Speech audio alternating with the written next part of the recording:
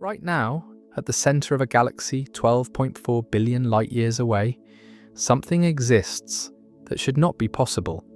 It is a black hole, but calling it a black hole, the way you might call the sun a star, does not begin to approach what it actually is. The numbers attached to this object are not large in the way that astronomical numbers are usually large, distant, abstract, harmless in their enormity. These numbers are wrong. They are wrong in the sense that the physics we use to describe the universe does not produce them. The models do not generate them. The equations, when you feed in what we observe, return answers that look like errors. The object is called TON 618. It has a mass of 66 billion times the mass of our Sun. 66 billion. In the time it took you to hear that sentence, light, which crosses the diameter of Earth in less than 1/10 of a second, would need more than a year to cross the event horizon of this thing from one side to the other. That is not a description of something large. That is a description of something that should not exist at all. And it is growing. You are not feeling it. Your room is quiet. Whatever you are lying on is still. The air around you is motionless. But 12.4 billion light-years away, matter is falling. Gas and dust and the shredded remains of things that were once stars are spiraling inward toward an object so massive that the word massive no longer does any work. They are being torn apart by tidal forces that exceed anything in our local universe. They are heating to temperatures that make the surface of our sun seem cold. They are releasing energy as they fall before they cross the threshold of no return. That briefly, in the moments before they disappear forever, outshines every star in the Milky Way galaxy combined. That light left before Earth existed. It is reaching us now. If this is the kind of investigation you find yourself needing at night, subscribe now. The investigation starts here. There is a rule in physics. It is not a suggestion. It is not a tendency observed in most cases, but not all. It is a rule that has held without exception across every observation ever made, every experiment ever conducted, every model ever tested. The rule is this: you cannot build something infinitely large from finite pieces in a finite amount of time. Mass accumulates, but it accumulates at rates that physics constrains. There are speed limits, there are caps on how fast matter can fall inward. There are feedback mechanisms. The same radiation that a growing black hole produces also pushes the surrounding gas away, slowing the very process that is feeding it. The universe, it seems, has built-in brakes. TON 618 does not appear to have used them. To understand why that matters, you need to understand how black holes are supposed to grow. And to understand that, you need to go back to the beginning. Not the beginning of the universe exactly, but the beginning of our understanding of what black holes are and what limits them. The concept of a black hole, an object so dense that not even light can escape its gravity, was worked out theoretically in the early 20th century. Carl Schwarzschild derived the first exact solution to Einstein's field equations describing such an object in 1916, while serving on the Russian front in the First World War.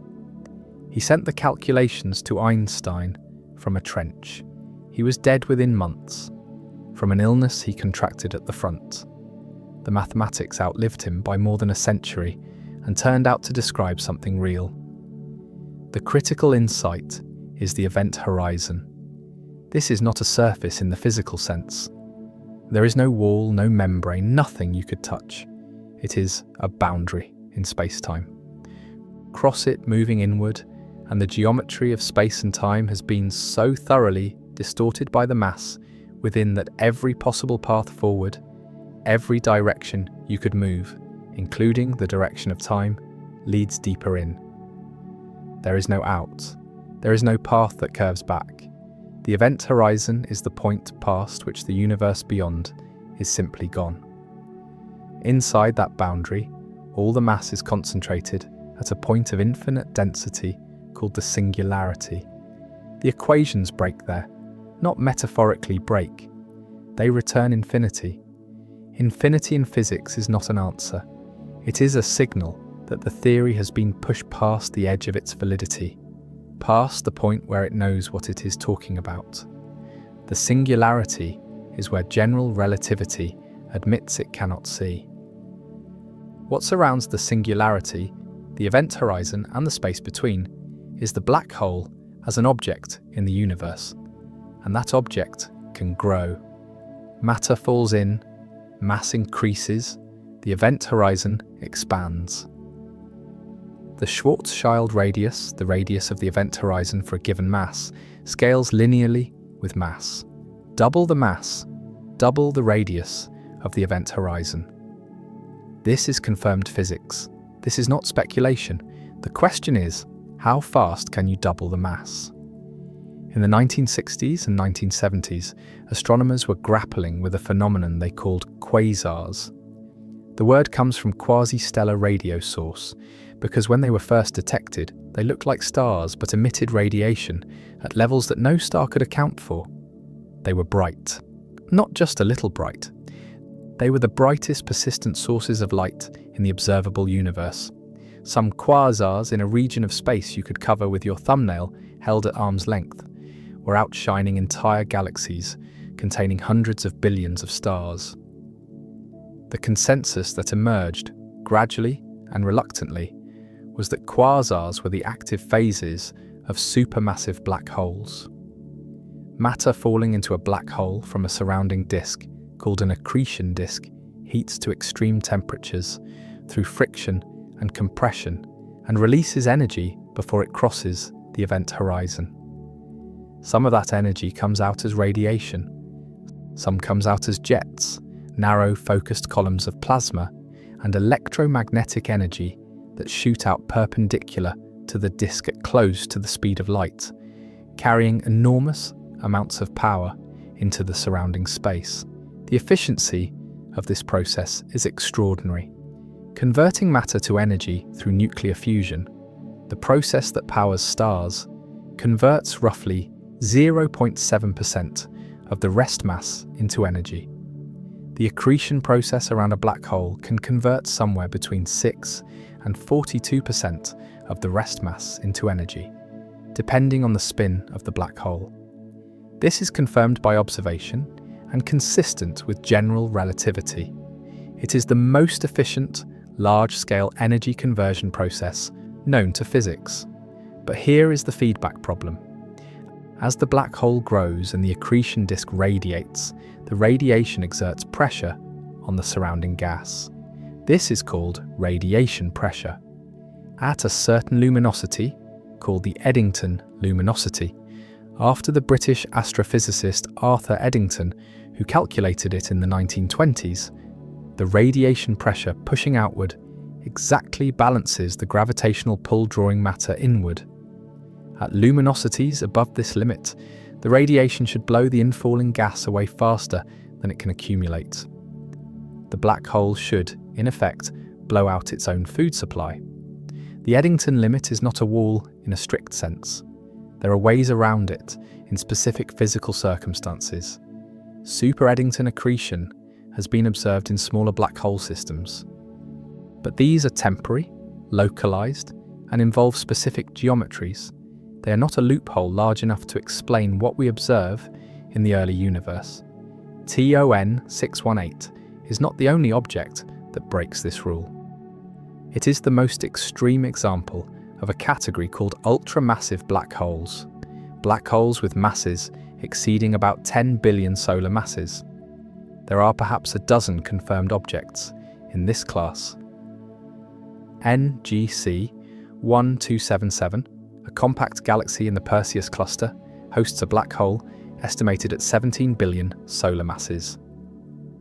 Holm 15. A star sits at the center of a galaxy in the Abell 85 cluster with a mass of around 40 billion solar masses. These are not measuring errors. They have been cross-checked with multiple independent methods. The data says they are there, and they should not be. The universe is approximately 13.8 billion years old. TON 618 based on the redshift of its light, was active when the universe was a fraction of its current age. That means this black hole, 66 billion solar masses, assembled itself within the first few billion years of the universe's history. Starting from zero and growing at the maximum physically plausible rate, constrained by the Eddington limit and realistic accretion efficiencies, the models strain to produce 66 billion solar masses in the time available. The numbers do not close easily. The gap is not small. It is not a minor discrepancy that a tweak to the parameters might resolve. It is a fundamental problem. This is what the data says. To understand why the gap is so troubling, consider the seed problem. Every black hole began somewhere. The stellar mass black holes we observe in our own galaxy, objects of a few to perhaps 100 solar masses, are the remnants of massive stars that ran out of nuclear fuel, collapsed under their own gravity, and left behind the compressed core. These are understood objects. The physics is well established.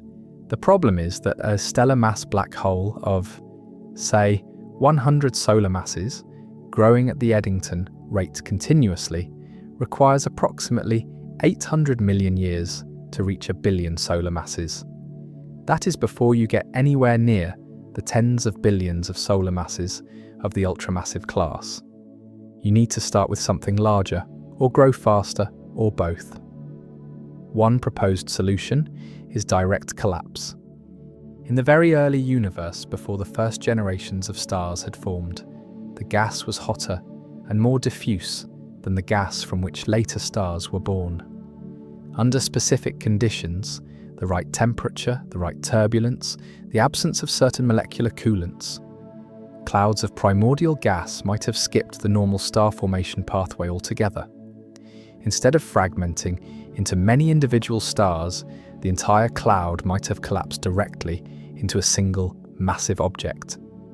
Not a star, not a sequence of stellar evolution, a quasi-star, or perhaps a direct collapse black hole, with an initial mass of perhaps 10,000 to 100,000 solar masses. This is a plausible theoretical pathway. It is not confirmed by observation. We have not seen it happen. The conditions required are narrow, and there is legitimate debate about whether they occurred frequently enough in the early universe to produce the number of ultramassive black holes we observe.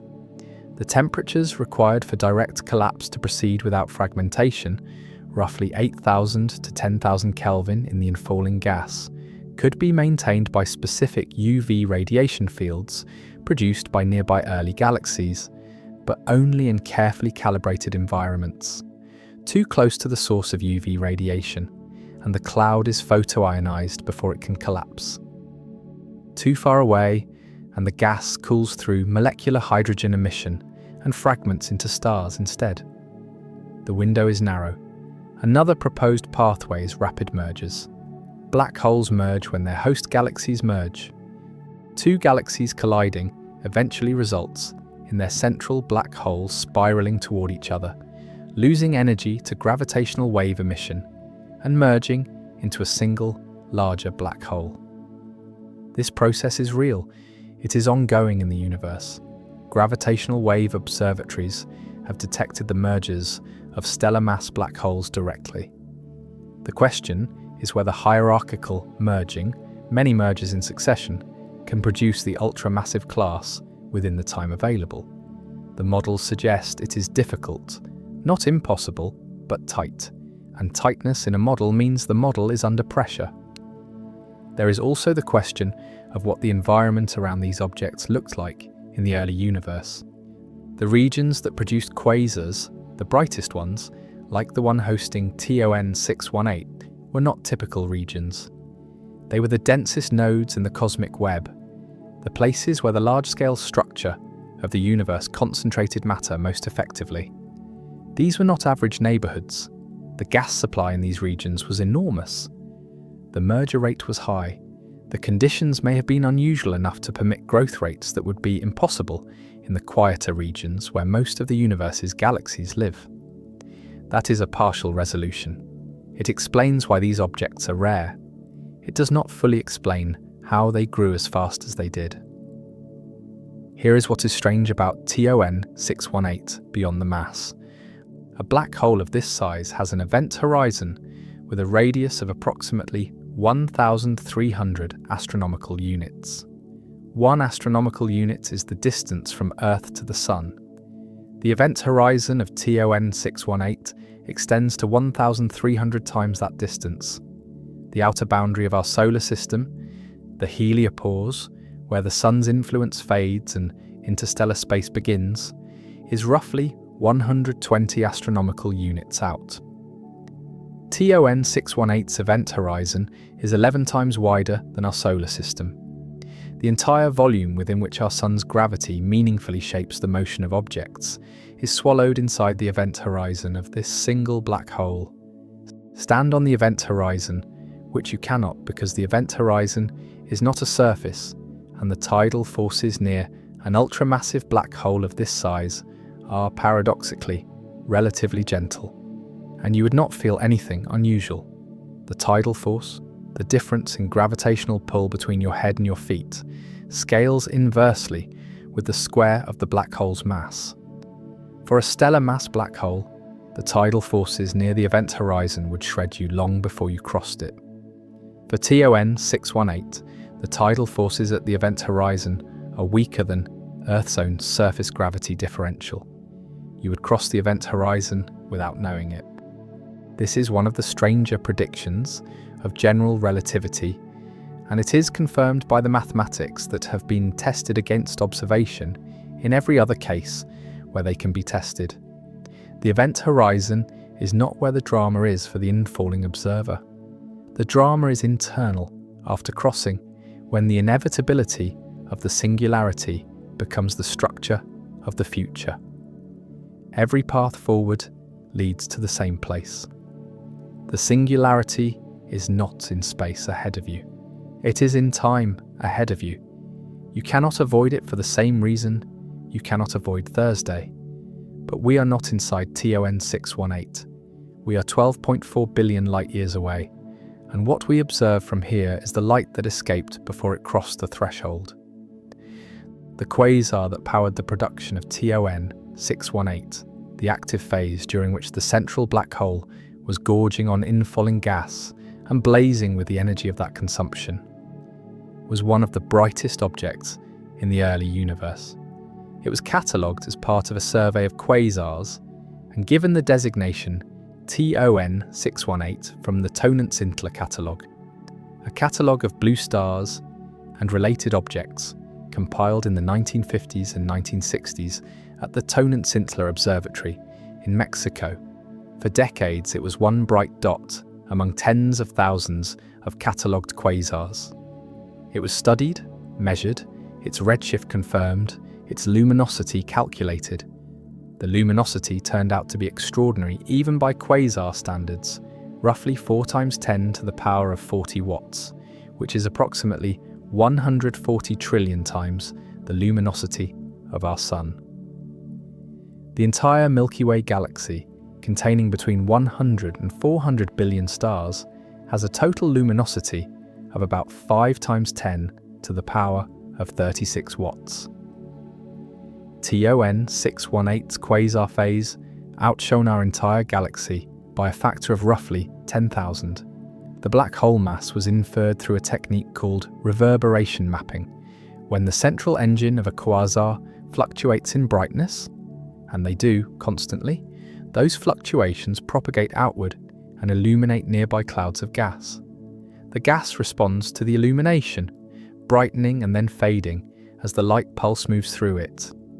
By measuring the time delay between the central fluctuation and the response of the surrounding gas, astronomers can calculate how far away the gas is. Combine that distance with the velocity of the gas, measurable from the Doppler broadening of its spectral lines, and you can calculate the mass of the central object that the gas is orbiting. The technique is indirect but well validated. The result for TON 618 is 66 billion solar masses. This is confirmed. Multiple groups, multiple instruments, multiple approaches to the measurement. This is what the data says. There is a property of black holes that makes them philosophically strange in a way that goes beyond their size. Black holes have no hair. This is the name physicists give to the theorem, and it means something precise.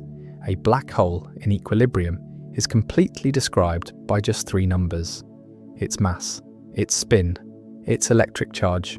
That is it. That is the entire black hole. 2 black holes with identical mass, spin and charge are physically identical in every measurable way, regardless of what they were made of, what stars collapsed to form them, what history preceded their existence. All of that information, the detailed story of everything that went into making the black hole, is gone. It has been reduced to 3 numbers. This is not speculation. This is established by the no-hair theorems of general relativity, proven mathematically in the 1960s and 1970s by theorists including Werner Israel, Brandon Carter, and Stephen Hawking. The information is gone. And here is where the argument becomes one of the deepest unsolved problems. In physics, the information is not gone, but encoded in something we do not yet have the mathematics to read.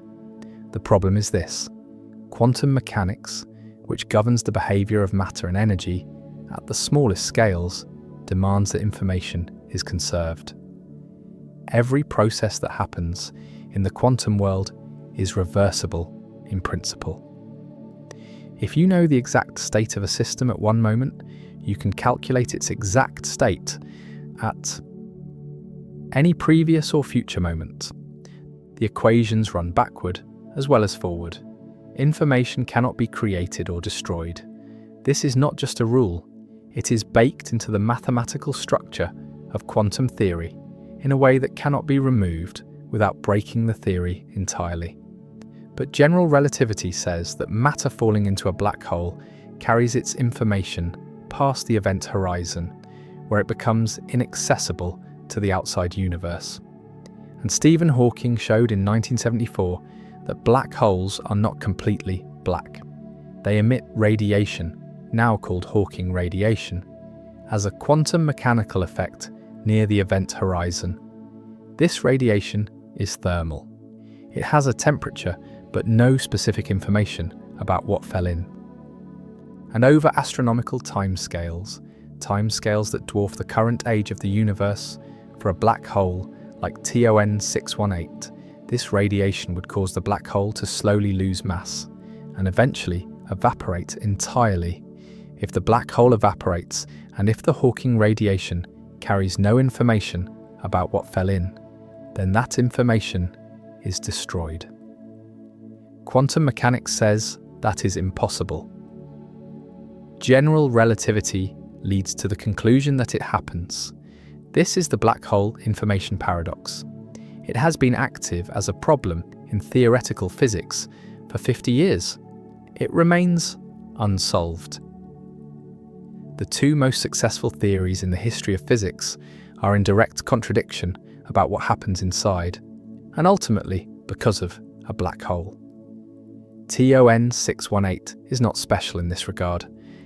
Every black hole carries the paradox, but TON 618 at 66 billion solar masses represents the extreme case, the largest possible version of the object at the center of the contradiction.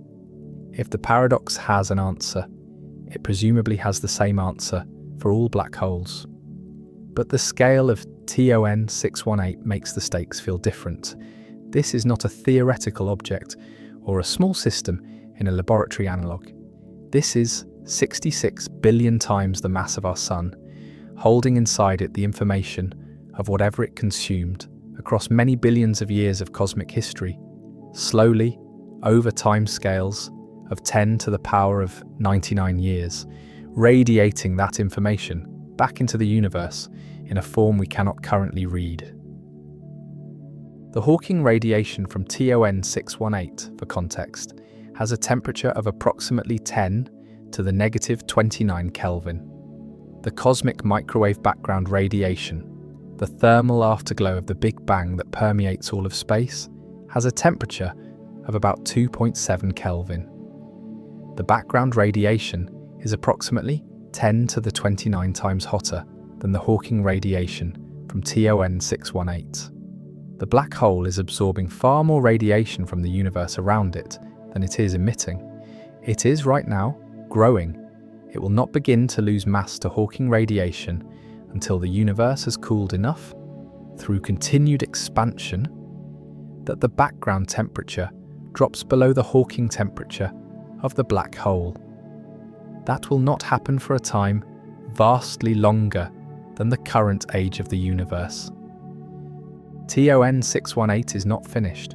Let us talk about what it is doing to the space around it, because the effects of an ultramassive black hole extend far beyond the event horizon. The gravitational influence of a 66 billion solar mass object reshapes the galaxy that hosts it. The relationship between a black hole and its host galaxy is one of the more unexpected discoveries of the last 3 decades of observational astronomy. It was expected, based on the relative sizes involved, that black holes and galaxies would be largely independent. The black hole too small in mass relative to the galaxy to have much influence on the larger structure.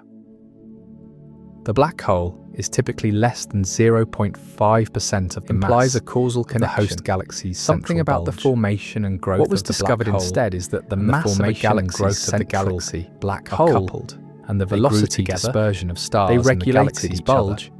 How this fast is the M-sigma relation relative to each other, and it is one of the most unexpected empirical results. The tighter the relationship, the more it. The correlation holds across many orders of magnitude in black hole mass, from millions to billions of solar masses, across galaxies of wildly different sizes and types. It is not a coincidence. It is a signature of a shared physical process. The proposed mechanism involves feedback. As the black hole grows and the accretion disk radiates, the jets and winds launched by the active galactic nucleus push gas out of the galaxy. This suppresses star formation. There is less cold gas to collapse into new stars. As the star formation rate drops, the galaxy settles into a quieter phase. Meanwhile, without abundant fresh gas to feed it, the black hole also quiets down. Its accretion rate drops. The quasar phase ends. The active galactic nucleus dims or switches off entirely. The central black hole becomes what it is in most galaxies we observe today, including our own, a dark, quiet remnant at the galactic center. TON 618, at the epoch we observe it, is in its active phase. It is in the quasar phase. The light we receive now left it when the universe was a fraction of its current age. What TON 618 looks like today, if it still exists in recognizable form, if its host galaxy has not undergone transformative mergers, if the quasar phase has run its course, we cannot know. The light that would tell us what it looks like right now has not had time to reach us. It will not reach us for billions of years more. We are observing the past as we always are in astronomy, but here the past is so remote that the object we are looking at may be completely unrecognizable compared to what it has become. This is one of the stranger aspects of observational astronomy at cosmological distances. The universe we see is not the universe as it is. It is the universe as it was, at different times in different directions, layered like the rings of a tree, but expanded to scales where the outermost ring is the universe in its infancy, and the middle ring is the universe in middle age, and the core is where we sit, in the present, looking outward into the past. There is another class of objects that illuminates the puzzle of TON 618, and they were discovered in the last 10 years. They are called high redshift quasars, quasars seen at such great distances that their light was emitted when the universe was less than 1 billion years old. The most distant confirmed quasar, as of current observations, was emitting light when the universe was roughly 670 million years old. It hosts a black hole of approximately 1.6 billion solar masses. That is extraordinary on its own, 1.6 billion solar masses in the first 670 million years of cosmic history. But the path from that object to TON 618, 66 billion solar masses, still requires either extraordinary initial conditions or growth rates that push against or through the theoretical limits. Each new high redshift quasar discovery sharpens the problem. They are being found with increasing frequency now because the instruments exist to find them. The James Webb Space Telescope, launched in December 2021 and fully operational by 2022, was designed specifically with the capability to observe the early universe in the infrared wavelengths needed to detect the redshifted light of the first galaxies and quasars. The results coming back have been repeatedly surprising. Galaxies more massive than expected, quasars more luminous than expected, objects that, according to the standard model of cosmic structure formation, should not yet have had time to become what they are. This is not a crisis in the sense of a theory collapsing. The standard model of cosmology, cold dark matter with a cosmological constant, the lambda CDM model, is enormously successful. It predicts the large-scale structure of the universe, the pattern of the cosmic microwave background, the abundance of light elements, and a vast range of other observables with extraordinary precision. The surprises from JWST are challenges at the edges, not demolitions of the core. But they are real challenges, they are data points that the models did not predict and cannot yet fully explain. TON 618 is one of those challenges. It sits at the extreme end of what was already surprising before JWST began returning data. With JWST now active and pushing to greater distances and earlier times, the picture of how quickly the universe's most massive black holes assembled themselves is becoming more detailed and more puzzling with every new observation cycle. Here is something else about TON 618 that illustrates the strangeness of what we are dealing with. The Schwarzschild radius, the event horizon radius, for an object of its mass is approximately 196 billion kilometers. Written differently, that is 1,307 astronomical units. Light traveling at 299,792 kilometers per second takes approximately 75 days to cross the diameter of the event horizon. The gravitational force at the event horizon, the acceleration due to gravity right at the boundary from which even light cannot escape, is approximately 1.4 meters per second squared. Earth's surface gravity is 9.8 meters per second squared. You would feel less gravity at the event horizon of TON 618 than you do standing on the surface of Earth, and you would not make it out. The escape velocity is exactly the speed of light, no faster, not 1.001 times the speed of light. Exactly. You would need to travel at the speed of light to escape from the event horizon, and nothing with mass can travel at the speed of light. The gentleness of the tidal forces and the surface gravity does not soften the absoluteness of the trap. You would drift across the boundary, feel nothing unusual, and then every path through the future would lead you toward the singularity at the center. The mathematics is unambiguous on this. The time between crossing the event horizon and reaching the singularity for a freely falling observer is proportional to the mass of the black hole.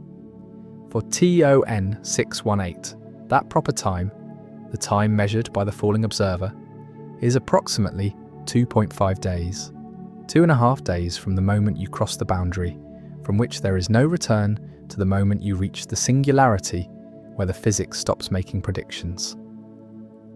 2.5 days of falling in something that feels like free fall, weightless, quiet, the same sensation as floating in space, toward a future the equations cannot describe. This is confirmed by the mathematics of general relativity, which has been tested against observation in every case where testing is possible. The prediction for inside the event horizon cannot be directly tested. But the theory that makes the prediction has been right about everything else it has been tested on. The magnetic field around an accreting black hole is another extraordinary phenomenon that the ultramassive examples amplify to scales that challenge intuition.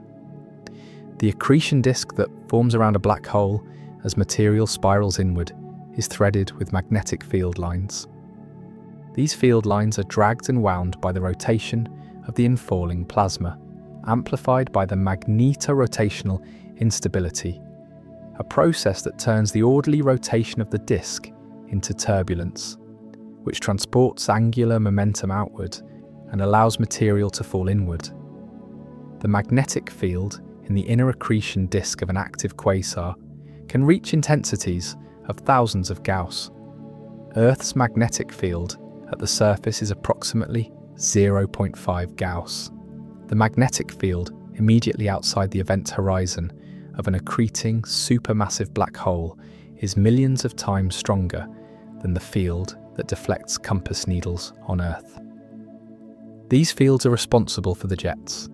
The mechanism, worked out theoretically by Roger Blandford and Roman Znayak in 1977, involves the interaction of the magnetic field with the spin of the black hole itself. A rotating black hole drags space-time around with it in a phenomenon called frame dragging or the Linz-Thirring effect. The infalling magnetic field lines, anchored in the conducting plasma of the disk, interact with this rotating space-time and extract rotational energy from the black hole itself. That energy is launched along the magnetic field lines into the jets. This is not speculation. The basic mechanism has been confirmed by direct imaging of the jet base in nearby active galaxies and by observations of the plasma properties in jets that match the predictions of the model. The jets from quasar-phase ultramassive black holes extend sometimes for millions of light years into intergalactic space. They carry energy that heats the surrounding intracluster medium, the thin hot gas that fills the space between galaxies in galaxy clusters, and suppresses the cooling that would otherwise trigger new waves of star formation.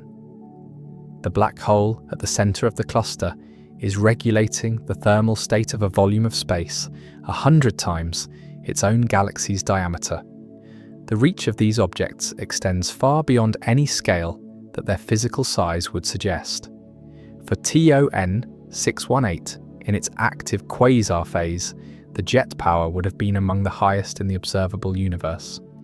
The energy being launched into the surrounding space, the quasar's host galaxy, the protocluster in which it sits, the large-scale structure of that region of the early cosmos, would have shaped the subsequent evolution of that environment.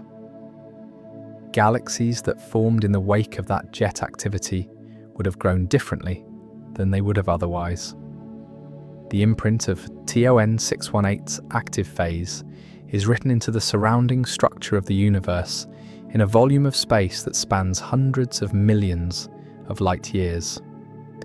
We are looking at an object that rewrote the history of a significant fraction of the observable universe, and we still do not fully understand how it got there.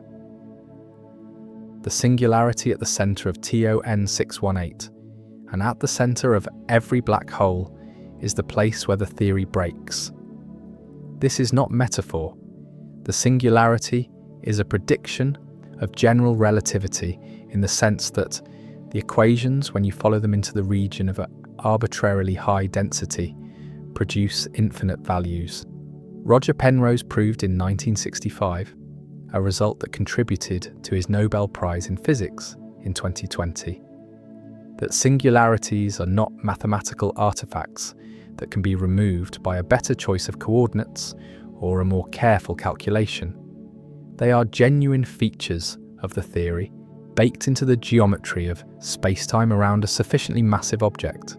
Under the conditions that produce a black hole, a singularity is inevitable. This is established mathematics. But infinity in a physical prediction is not a physical prediction. Infinities in physics are signs that the theory is being applied outside its domain of validity. General relativity is a classical theory. It does not account for quantum mechanics. Near the singularity, where densities approach the Planck scale and quantum effects become dominant, classical general relativity breaks down. What actually happens at the singularity requires a theory of quantum gravity, a framework that unifies quantum mechanics and general relativity. That framework does not exist. We have partial candidates, string theory, loop quantum gravity, and others, but none has been confirmed by observation, and none has produced a complete, agreed-upon resolution of what happens at the singularity. TON 618 singularity contains, according to the classical theory, all of its 66 billion solar masses compressed to a point of infinite density. Quantum gravity presumably softens this to something finite, but we do not know what. We do not have the theory that would tell us. This is honest uncertainty. This is not spin.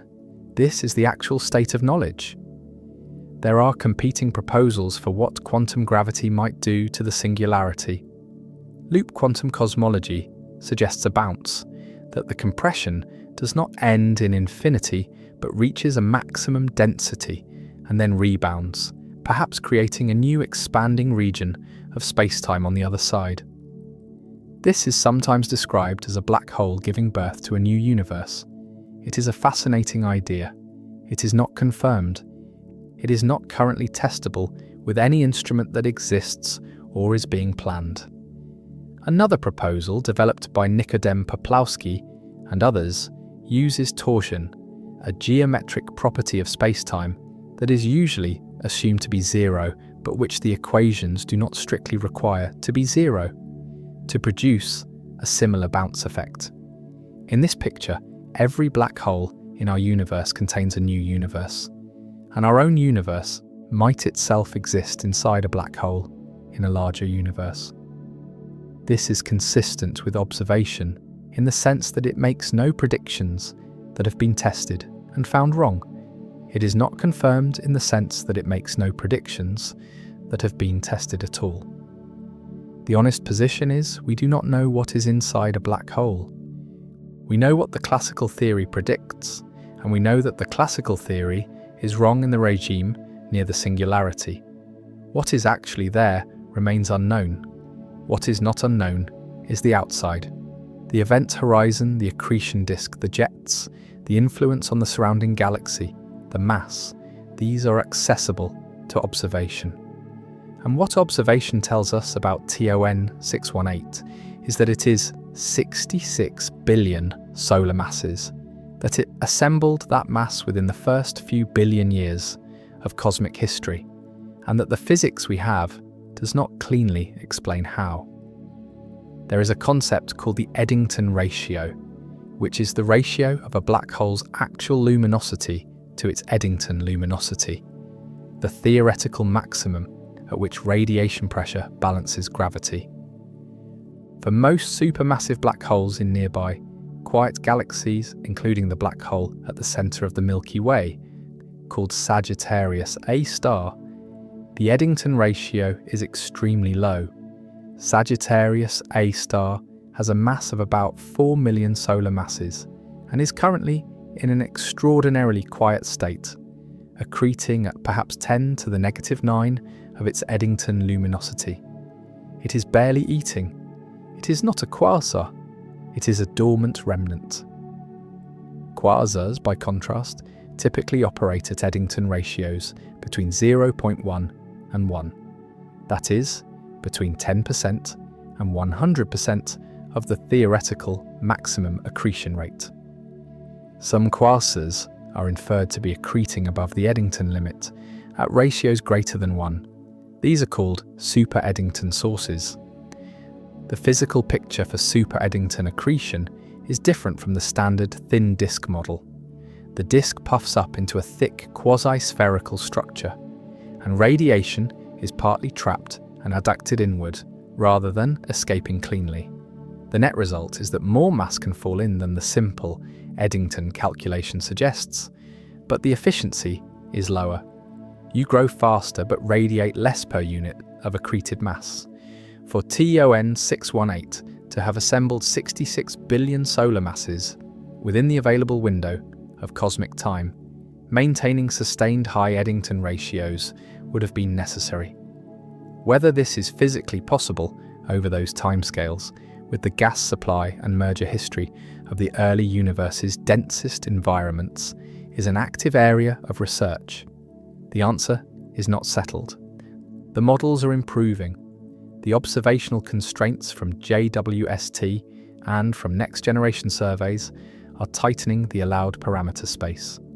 Something worth understanding about the accretion disk itself, the structure immediately surrounding the black hole, is that it is not simply a flat ring of gas slowly spiraling inward. At the scales we are talking about for a quasar like TON 618, the inner accretion disk spans a region hundreds to thousands of times the size of our entire solar system. The temperature increases as you move inward. The outer regions of the disk, thousands of astronomical units from the black hole, are at temperatures of a few thousand Kelvin, radiating in the infrared. The inner regions close to the innermost stable circular orbit, the closest a particle can orbit, without inevitably spiraling in, reach temperatures of millions of Kelvin, radiating primarily in X-rays and ultraviolet. The innermost stable circular orbit itself is a feature of general relativity. In Newtonian gravity, any circular orbit is stable in principle. Nudge an object, and it returns to its orbit. In the strong gravitational fields close to a black hole, this is no longer true. Below the innermost stable circular orbit, there are no stable orbits. Material that crosses it spirals rapidly inward and falls through the event horizon. The location of the innermost stable circular orbit depends on the spin of the black hole. For a non-spinning black hole, it sits at 3 times the Schwarzschild radius. For a maximally spinning black hole, it can be as close as the Schwarzschild radius itself. Measuring the X-ray spectrum emitted from the inner disk, particularly the shape of the ion emission line, which is distorted by the extreme gravitational and Doppler effects, allows astronomers to infer the spin of the black hole. This technique has been applied to dozens of black hole systems. The spin matters because it directly determines how much of the accreted mass energy is released as radiation versus how much is swallowed, which in turn determines how efficiently the black hole grows and how brightly it shines. The firewall paradox is one of the more disturbing recent developments in the theory of black holes, and it is worth understanding because it makes the situation worse, not better. In 2012, a group of theorists, Ahmed Al-Mahiri, Donald Marolf, Joseph Polchinski, and James Sully, whose initials have given the problem its informal name of the AMPS paradox, published a paper arguing that 2 widely accepted assumptions about black holes cannot both be true simultaneously. The assumptions are these. First, that the event horizon is a smooth, unremarkable boundary that an infalling observer crosses without noticing anything unusual. The assumption known as the equivalence principle, which is foundational to general relativity. And second, that quantum information is conserved as Hawking radiation is emitted, and that an observer outside the black hole could, in principle, reconstruct the information that went in. The argument is not complicated in outline, though it is technically demanding in detail. If information comes out in the Hawking radiation, then the radiation emitted late in the black hole's life must be entangled with the radiation emitted early enough that it carries the information about what fell in. But quantum mechanics is strict about entanglement. A given quantum system can only be maximally entangled with one other quantum system at a time. This is called the monogamy of entanglement. If the late radiation is maximally entangled with the early radiation, it cannot also be maximally entangled with the modes of the quantum field at the event horizon, the modes that, in the standard picture, ensure the horizon is smooth and unremarkable. But if the late radiation is not entangled with the horizon modes, then the horizon is not smooth. There is a sharp discontinuity. There is, in the language of the paper, a firewall, a wall of high-energy radiation at the event horizon that would incinerate any infalling observer. The firewall paradox does not have a consensus resolution. The options on the table all require abandoning something fundamental. Abandon the smoothness of the horizon and you modify general relativity. Abandon the monogamy of entanglement and you modify quantum mechanics. Abandon the notion that the infalling observer's experience and the outside observer's experience can be consistently described by the same physics, and you introduce a kind of observer-dependent reality that most physicists find deeply uncomfortable. Juan Maldacena and Leonard Susskind proposed a resolution involving what they called ER equals EPR, the conjecture that quantum entanglement between two particles is equivalent to a geometric connection, a wormhole between them. In this picture, the entanglement between early and late Hawking radiation creates a wormhole-like connection between the exterior of the black hole and its interior, resolving the monogamy problem without requiring a firewall. This is an elegant idea. It is not established. The point is not to resolve the paradox here. The point is that TON 618 at 66 billion solar masses is the most extreme natural context for these questions that the universe has provided. Every statement about what happens at the event horizon of a black hole, about what happens to information, about the consistency of quantum mechanics and general relativity applies to this object. If there is a firewall at the event horizon of TON 618, it is a firewall surrounding a volume 11 times wider than our solar system, a firewall at the boundary of the largest enclosed region of causally disconnected spacetime in the known universe. There is also the question of what TON 618 will eventually become. In the very far future of the universe, time scales so large that the current age of the universe is a rounding error. The physics of black hole evaporation through Hawking radiation becomes relevant. The evaporation time for a black hole scales as the cube of its mass. For a black hole of one solar mass, the evaporation time is approximately 2 times 10 to the 67 years. TON 618 at 66 billion solar masses has an evaporation time of roughly 10 to the 99 years. The universe is currently 10 to the 10 years old. TON 618 will still be growing, still absorbing more energy from the cosmic microwave background than it loses to Hawking radiation, for a period that dwarfs the current age of the universe, by a factor that itself dwarfs the current age of the universe. Long before that point, the universe will have changed beyond recognition. In approximately 10 to the 14th years, the last stars will have burned out. In approximately 10 to the 40 years, if protons decay, which is uncertain, they will have decayed, dissolving ordinary matter into radiation and leptons. In approximately 10 to the 67 to 10 to the 100 years, stellar mass black holes will have evaporated through Hawking radiation. Through all of this, TON 618 will still exist.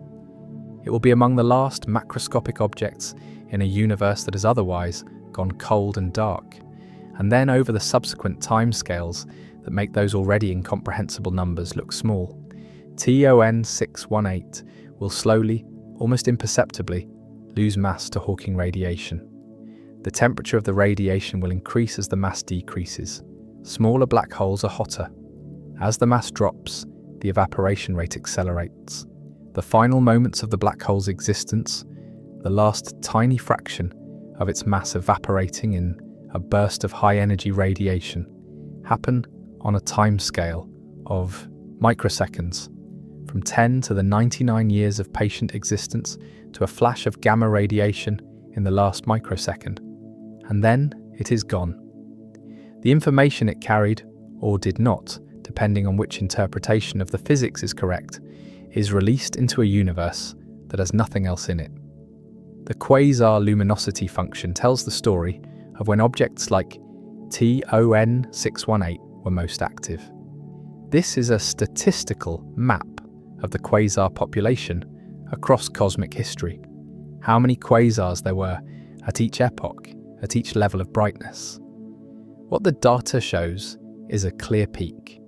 Quasar activity was most intense at a redshift of around 2 to 3, corresponding to a universe about 2 to 3.5 billion years old. This is the epoch of peak quasar activity, sometimes called cosmic noon. Before this epoch, the quasar population was building up. After it, the population declined as the available gas supply in the environments hosting quasars was consumed or expelled.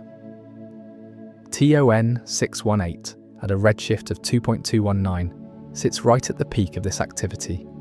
The decline of quasar activity after cosmic noon is the signal of AGN feedback working on cosmic scales. As the most massive black holes consumed and expelled the gas that fed them, the fuel supply dried up. The quasars dimmed. The universe transitioned from a place of vigorous black hole growth and intense quasar emission to the quieter cosmos we observe today, dominated by passive galaxies and dormant black holes. Sagittarius A star, the black hole at the center of our own Milky Way, is one of those dormant remnants. At 4 million solar masses, it is not among the most massive. It is middle class by the standards of supermassive black holes. But it too went through an active phase. Observations of the molecular gas near the galactic center show the imprint of activity, structures and temperatures that suggest powerful outflows in the not-too-distant past. Studies of the Fermi bubbles, enormous lobes of high-energy gas extending 25,000 light-years above and below the galactic plane, detected by the Fermi Gamma-ray Space Telescope, suggest that Sagittarius A star produced powerful jets within the last few million to tens of millions of years. On geological timescales, that is recent. On cosmic timescales, it is the end of the quasar era. Our own galaxy carries the scars of its black hole's active phase. The Fermi bubbles are there, the gas structures are there, the dynamical traces of outflows are there, and somewhere in the Milky Way's past, further back, when the galaxy was younger and its gas supply richer, there was probably a period of quasar-like activity, less intense than TON 618's, but the same in kind. That activity shaped the galaxy we live in. The star formation rate of the Milky Way, the distribution of metals in the interstellar medium, the temperature of the gas in the galactic halo, all of these have been influenced by the history of the black hole at the center. You are not merely an observer of this phenomenon. You are a downstream consequence of it. The carbon in your body was forged in stellar nuclear synthesis. The stars that forged it formed in a galaxy whose evolution was regulated by the feedback from its central black hole. The gas that was available to form those stars was shaped by the quasar winds and jets of an earlier epoch. The chemistry of your body is connected through a chain of physical cause and effect spanning billions of years to the activity of objects like TON 618. That is not poetry. That is the actual causal chain supported by the data. What the next generation of instruments will do is constrain the problem further. The LISA mission, the Laser Interferometer Space Antenna, a gravitational wave observatory being developed by the European Space Agency for launch in the 2030s, will detect the gravitational waves produced by the mergers of supermassive black holes. When two galaxies hosting billion solar mass black holes merge, the final inspiral and merger of the black holes themselves produces gravitational wave signals that last for months or years and propagate across the observable universe. LISA will detect these signals with a sensitivity that ground-based gravitational wave detectors cannot match, because the wavelengths of the gravitational waves from supermassive black hole mergers are millions of kilometers long, far too long for kilometer-scale detectors to measure. With LISA, we'll be able to measure the merger rates of supermassive black holes across cosmic history.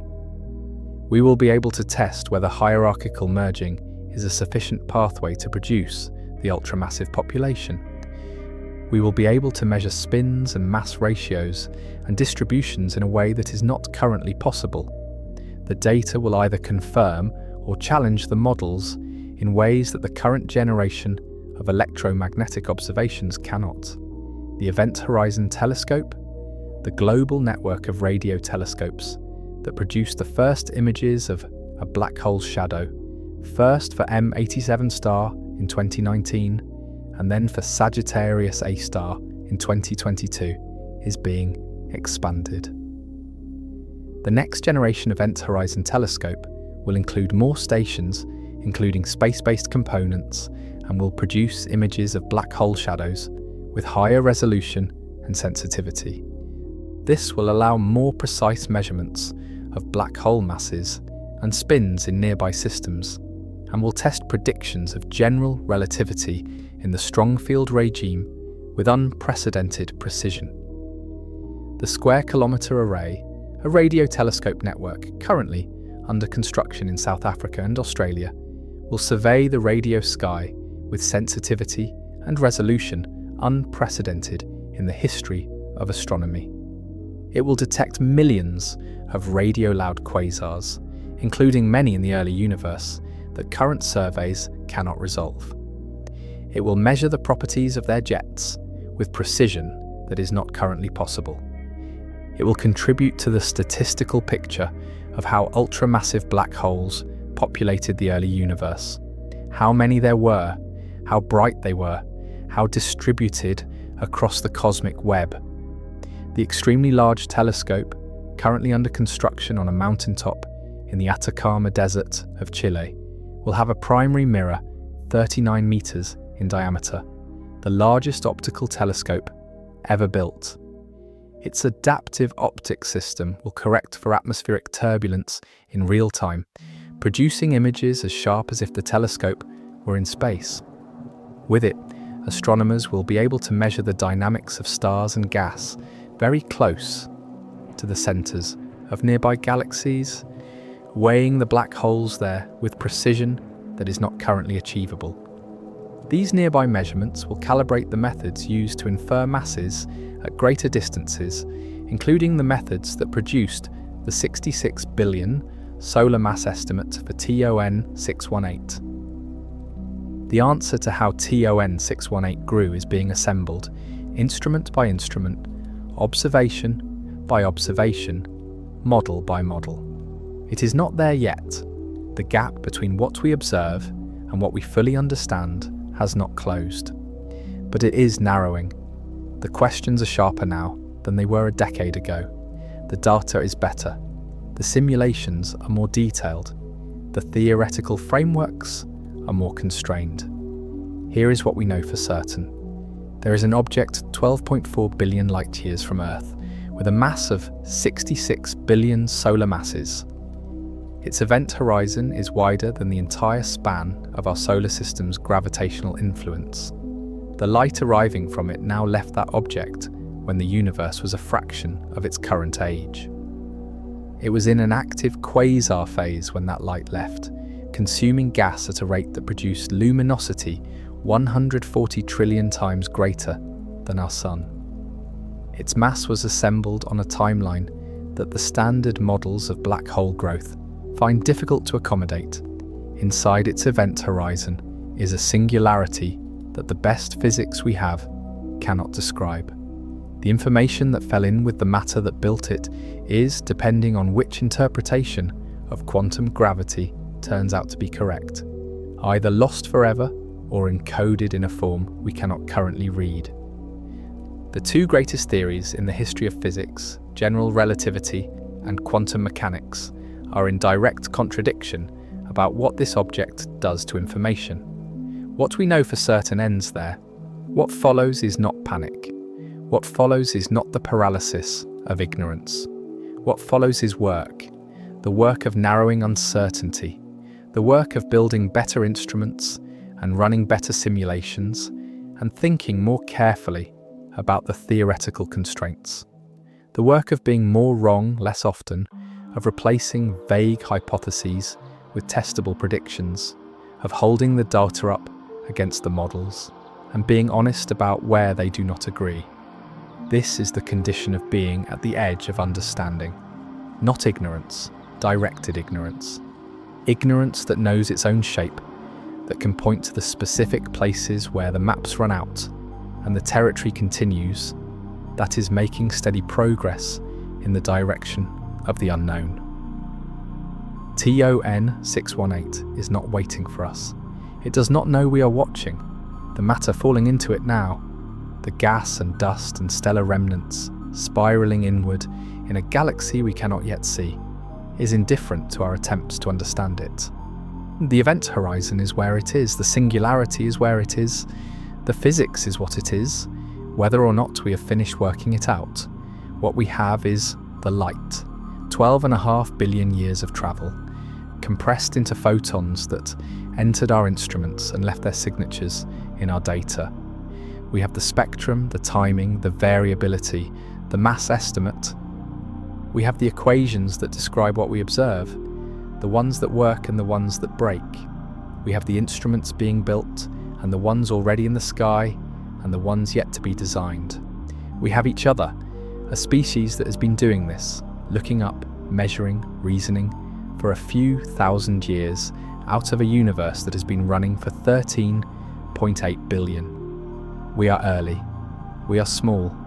We are working at it. Right now, somewhere in the universe, a galaxy is merging with another galaxy. Their central black holes are beginning the slow-in spiral that will take hundreds of millions of years. The gravitational waves from that in-spiral are already propagating outward through space-time at the speed of light. By the time those waves reach Earth, the black holes will have already merged. The event will be over, but the waves will carry the record of it, encoded in the geometry of space itself, and the instruments we are building will detect them and read them. The universe has a kind of memory, not consciousness, not intention, but the record of what has happened persists, in the radiation still travelling, in the gravitational waves still propagating, in the large-scale structure still carrying the imprint of the density fluctuations from the first moments after the Big Bang. TON 618 is part of that record. Its light is here, its mass is measured, its mystery is real. You are lying in the dark, the room is still. Everything you can see or touch or feel is motionless. There is no signal reaching you from 12.4 billion light years away that your body can detect.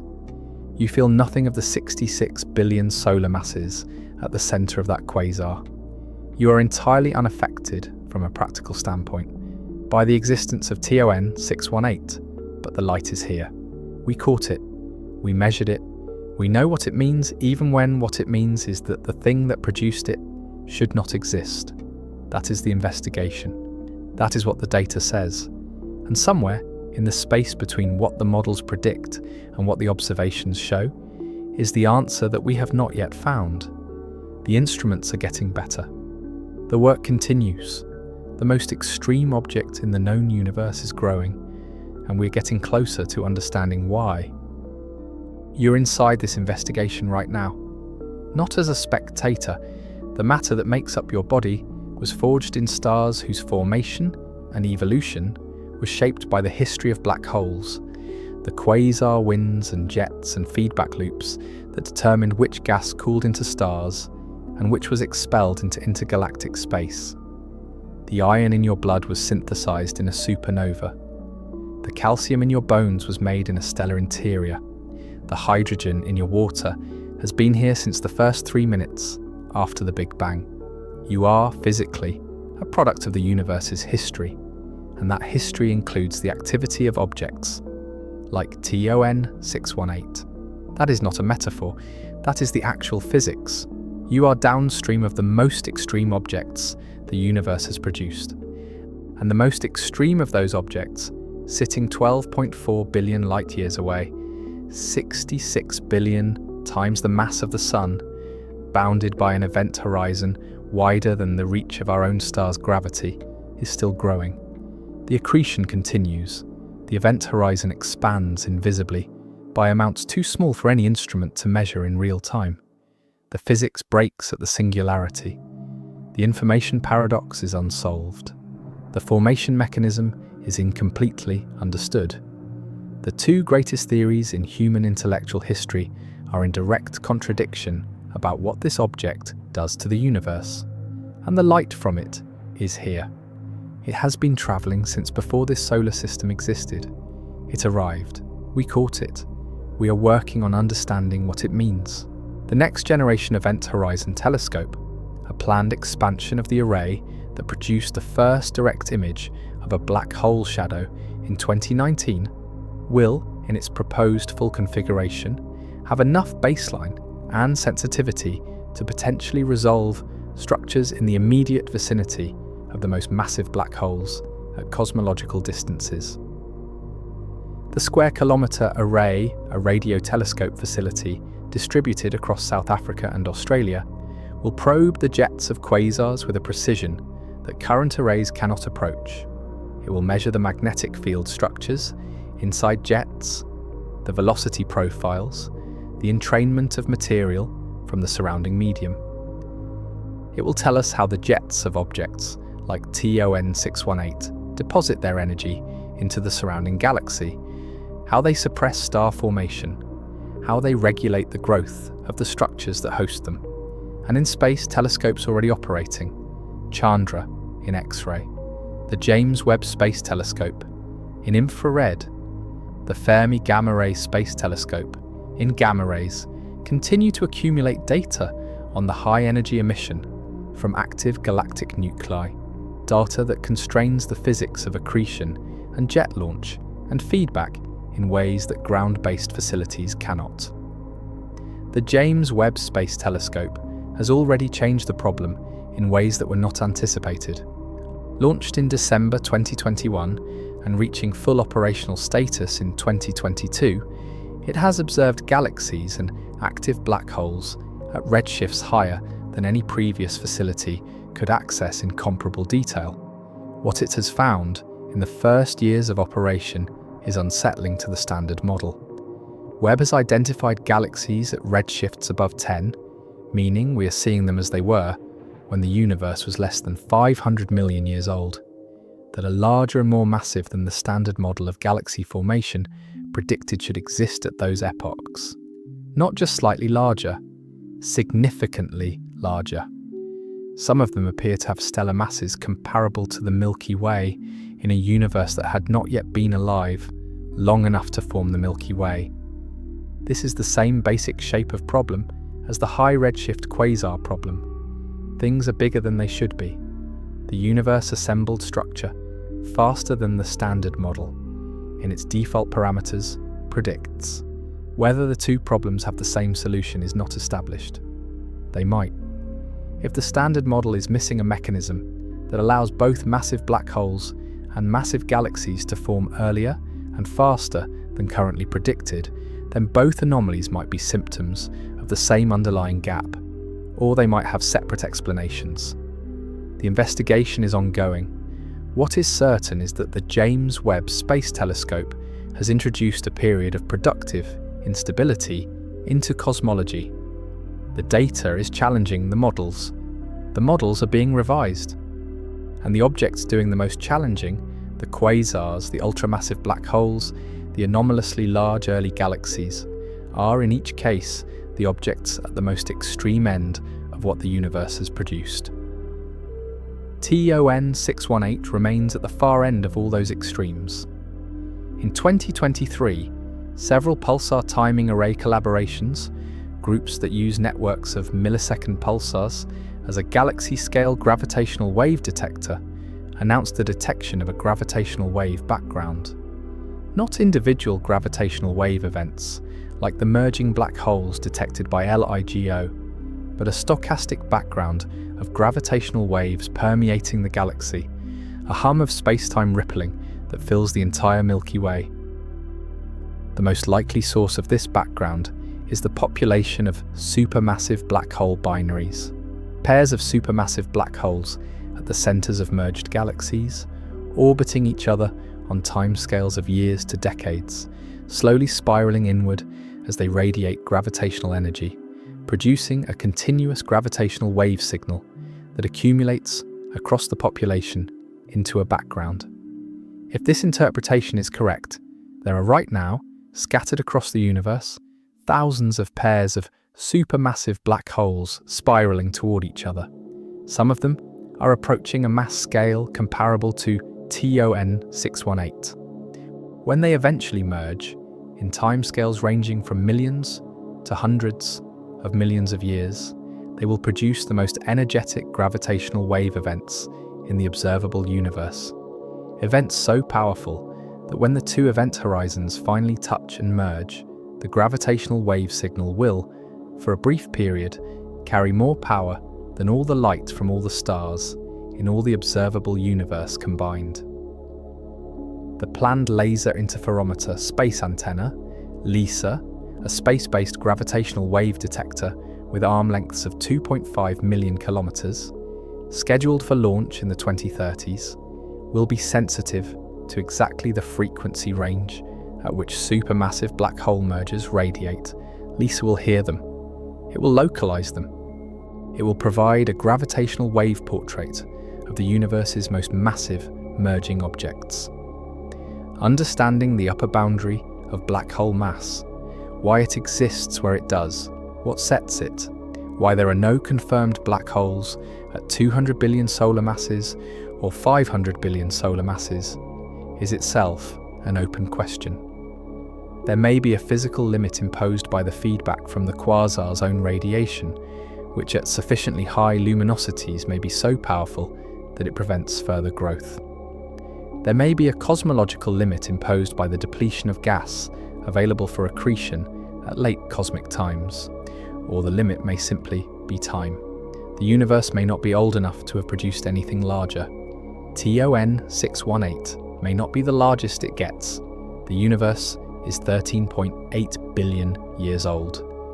It will, if current models of its fate are correct, continue to expand for an effectively infinite amount of time.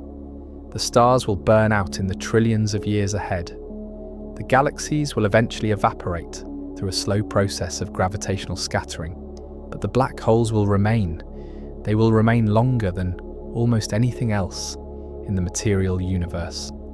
And in the slow, dark epoch after the stars have gone, the black holes will continue to merge when they encounter each other, slowly accumulating mass, growing in the dark into objects that, if Hawking was right, will eventually evaporate into radiation over timescales measured in powers of 10 that dwarf anything in the current universe.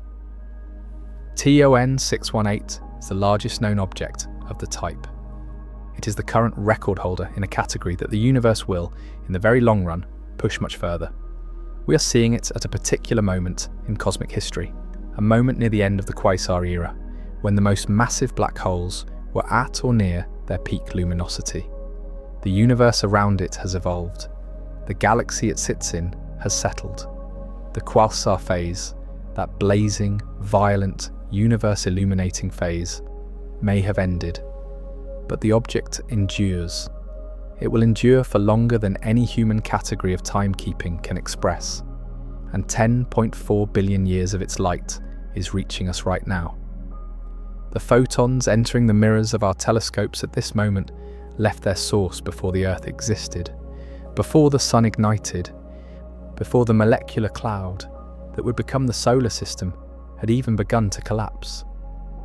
Those photons have been travelling through the expanding universe, their wavelengths stretched by cosmic expansion, their energy gradually shifted toward the red, arriving at this planet at this moment when there are creatures on it who have developed instruments capable of detecting them, analysing them, and extracting from them the information that a black hole of 66 billion solar masses exists.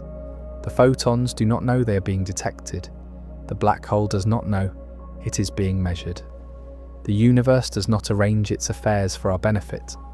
But we are here, and we have the instruments, and the measurements are being made. We are a species that has been making precise astronomical observations for less than a century. We have been detecting gravitational waves for less than a decade. We have been imaging black hole shadows for less than a decade. We have been applying reverberation mapping to measure the masses of the most distant quasars for less than 3 decades.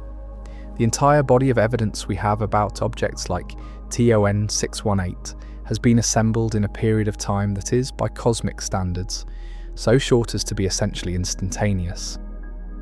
And in that instantaneous flicker of investigation, we have established that the universe contains objects 66 billion times the mass of the Sun, that those objects break the predictions of the standard model of their own formation, that they contain at their centres a region where our best physical theory fails, that they encode, in some way we do not yet understand, all of the information that fell into them over billions of years, and that they will outlast every star, every planet, every complex structure in the observable universe by a margin too large to meaningfully express.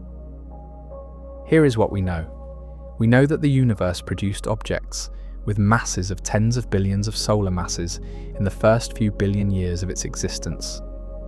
We know that the standard model of black hole growth struggles to produce objects this large in the available time.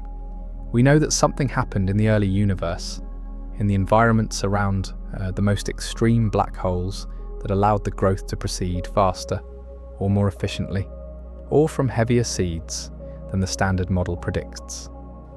We know that TON 618 and the other ultramassive black holes are not flukes. They appear across multiple surveys, in multiple redshift ranges, in sufficient numbers to constitute a population. We do not know the mechanism. We have candidates, we have constraints, we have observations that favour some models over others. But we do not have a settled, confirmed account of how 66 billion solar masses of matter was assembled into a single gravitational object before the universe was 4 billion years old. The last time 2 well-tested theories were found to contradict each other in a regime of extreme conditions. The resolution was general relativity. The contradiction then was between Newtonian gravity and electromagnetism, and the regime of extreme conditions was the behaviour of light. Einstein found the resolution in 1905 and 1915, and the resolution turned out to be a deeper theory that contained both frameworks as limiting cases. Something like that is coming for the black hole information paradox. And when it comes, the objects that will have sharpened our understanding of exactly where the contradiction lies will include TON 618, the most massive black hole known, the object that breaks the Eddington limit, the object that encodes the universe's most extreme demonstration of how much mass can be gathered in one place before the physics of the gathering itself becomes the problem. Right now, 330 million light-years away, the most massive object ever measured is sitting in the dark, absorbing the faint heat of a universe that has almost but not quite cooled past its radiating temperature, its gravitational reach extending across a volume larger than the galaxy you live in, encoding in the structure of the space-time around it a set of questions that the most capable mathematical minds of this moment do not yet know how to answer. You feel none of this. The room is quiet. The coffee, if there is coffee, sits still in its cup. The universe contains what it contains regardless of whether you're looking. But you are looking, and that in the long silence of the cosmos is not nothing.